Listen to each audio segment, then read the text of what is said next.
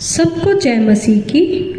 आज हम बाइबल से यह जानेंगे कि पाप इस संसार में कैसे आया।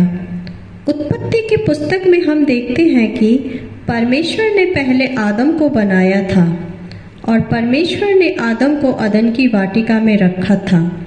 उस समय उसे पाप का ज्ञान ना था। परमेश्वर ने आदम को यह आज्ञा दी थी कि वाटिका के सब वृक्षों का फल खाना, परंतु भले और बुरे के ज्ञान के वृक्ष का फल ना खाना। परमेश्वर ने जब यह देखा कि आदम का अकेला रहना अच्छा नहीं, तो परमेश्वर ने आदम की पसली से हव्वा को बनाया। तब आदम और हव्वा वाटिका में ही रहते थे। यहोवा ने जितने पशु बनाए थे उसमें सबसे धूर्त सर्प था।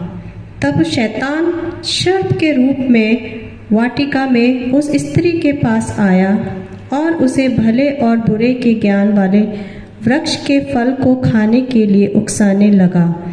स्त्री ने सर्प से कहा, परमेश्वर ने इस वृक्ष के फल को खाने के लिए मना किया है कि ना तो तुम उसको खाना और ना उसको छूना, नहीं तो मर जाओगे।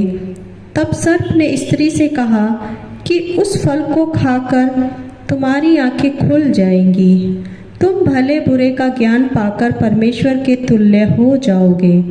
तब स्त्री उस सर्प के बहकावे में आ गई।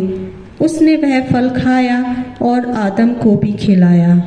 तब फल खाते ही उनकी आंखें खुल गईं और उन्होंने देखा कि वे बिन कपड़ों के हैं।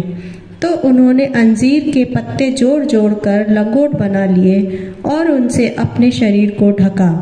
जब परमेश्वर वाटिका में आया तो वे दोनों परमेश्वर को देखकर छिप गए।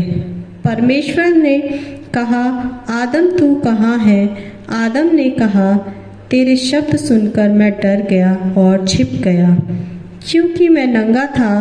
तब परमेश्वर यह जानकर बहुत क्रोधित हुआ कि उसकी आज्ञा का उल्लंघन हुआ है। परमेश्वर ने आदम से कहा, मैंने तुझे वह फल खाने को मना किया था। आदम ने कहा, उस स्त्री ने मुझे खाने को दिया था। तब परमेश्वर ने स्त्री से कहा, यह तूने क्या करा? स्त्री ने कहा, सर्प ने मुझे बहका दिया था। तब परमेश्वर ने सर्प को कहा कि तू सब पशुओं में सबसे ज्यादा शापित है। तू पेट के बल चलेगा और तेरा सर कुचला जाएगा। और स्त्री से कहा कि तू बहुत पीड़ा उठाकर बच्चा जनेगी। और आदम से कहा कि तू अपने माथे के पसीने की रोटी खाया करेगा और अंत में मिट्टी में मिल जाएगा। इस तरह संसार में पाप आया और पाप की मजदूरी मृत्यु आई। आप सभी को इन वचनों के द्वारा आशीष मिले।